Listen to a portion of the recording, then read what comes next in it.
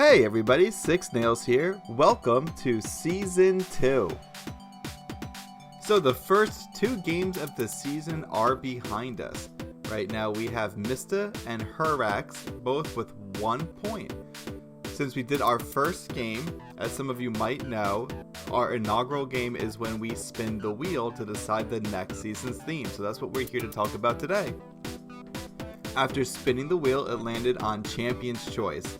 And luck would have it that Mista, our last season's champion, happened to be in the game, and he chose Hip Hip Hooray. So the way that this theme is going to work is your commander cannot have a generic mana number in its mana cost. So any numbers between 0 and 16. You can have X, Hybrid mana, Wing Ding Colorless mana, Phyrexian mana, Snow mana, or in the case of Asmarano, Martika, Dicey, Koldakar, no mana cost at all.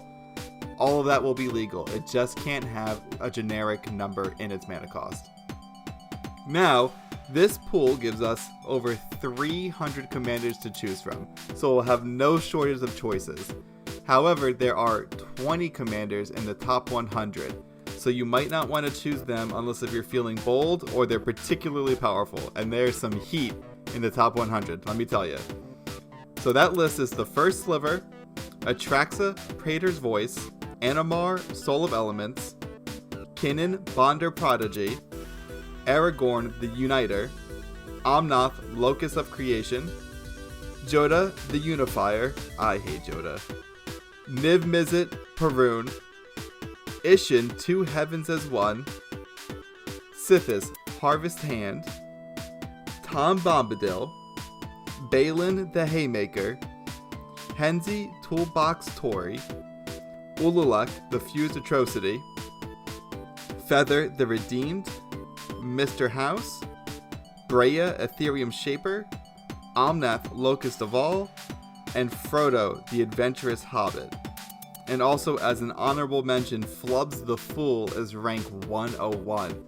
So he's so close on that cusp that the rank might change. So if you choose Flubs, just be aware, double check before you lock in your deck that he doesn't bump up into the top 100. Otherwise, he is good to go as of right now. So I thought it would be fun to talk about a few of the commanders here very briefly. I picked out 3 interesting choices, at least I think so, and then 3 powerful choices that I feel like the world thinks so.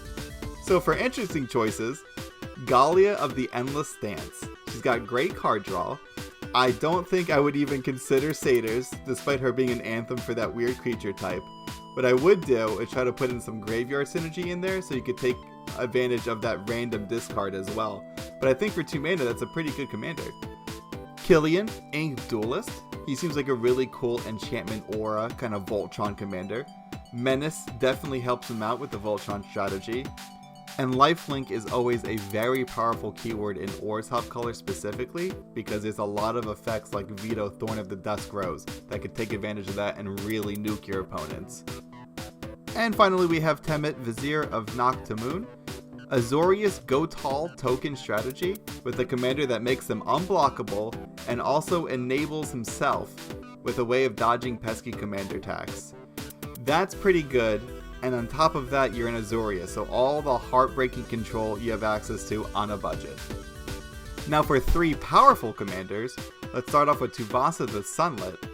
Now Sithis, an over-the-top powerhouse commander at casual tables, gets a $5 budget hit. Tuvasa does it, and gets you a 3rd color to play with. Plus, Sithis is very cheap, so she can go in the 99. Next up we have Arabella the Abandoned Doll. Honestly, I'd prefer if she stayed abandoned. She's a very, very easy build around with a game-winning payoff. Extremely aggressive and hard to stop before it's too late. The fact that her text box says, each opponent is wild. Target would have been fine, but each is crazy. And then last up, I have Angelo the Painter. He's a very powerful spellslinger deck in the most degenerate colors that you can combine. You can take his precon, take out like 10 cards and replace them with budget-friendly alternatives and have a very nasty deck. If you build him from the ground up with a little bit of love and care, he's absolutely terrifying. For myself, I'm pretty sure I'm going to go with Pelucranos Reborn. I started the Marty in the original Theros, so I'm very sentimental to the plane. I love Selesnya, hence all the Wolf Tribal stuff. I love the idea of casting a Hydra for 1 mana just to have it die for value. That's very, very cool tech. The art in the showcase card is super dope. And anything Graveyard and Commander is pretty strong, so I'm optimistic I could put together something pretty unique and powerful. And that's it for this video. Hopefully, I'll see you all in the next game, and I hope you're enjoying Season 2. Get after it.